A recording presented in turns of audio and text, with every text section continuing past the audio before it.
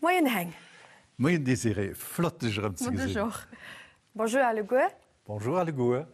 Wir sind hier bei Ihnen für Stroll von der CGDL ein bisschen mehr verständlich zu machen. Normalerweise können die Leute CGDL, weil sie von ihrer Stromrechnung kriegen. Es gibt aber auch Gemeinden Städte, die schicken ihre Fakturen selber raus. Das ist dem noch möglich, dass verschiedene von ihnen noch gut Kontakt mit der CGDL hatten. Ja, wie ist das mit dir, Desiré? Kannst du dir etwas unter der CGDL vorstellen? Du wirst lachen, Heng, ich als Kanten auf dem Zentrum von der CGDL gewohnt. Ich bin also sozusagen mit der CGDL groß gehen. Ich gehe aber gerne so, dass ein technischer Aspekt nicht gerade mein Stärke ist.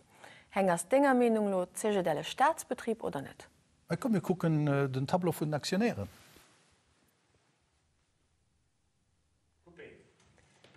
Die war gut.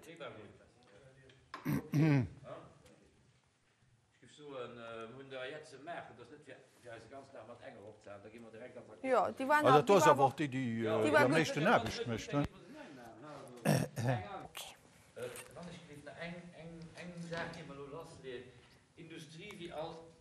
Industrie wie all einzelne Stot. Ja. Du illustrieren nicht mit Industrie und dann.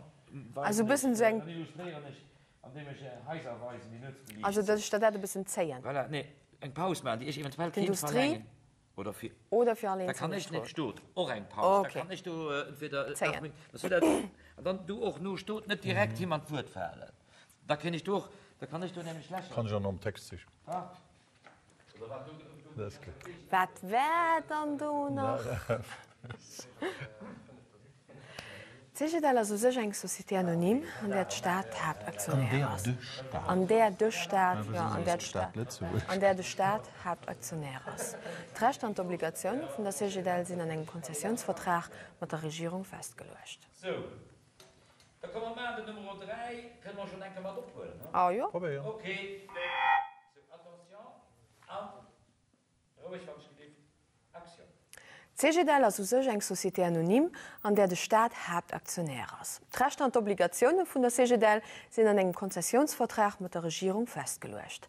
Der Vertrag ist 1995 verlängert worden. Es schaffen am ganzen eng 500 Leute bei der CGDL für uns alle Guren 24 Stunden op 24 a 7 Tage an der Woche mit Strom zu versorgen. Das gilt so gut für die Industrie wie für alle einzelnen Städte.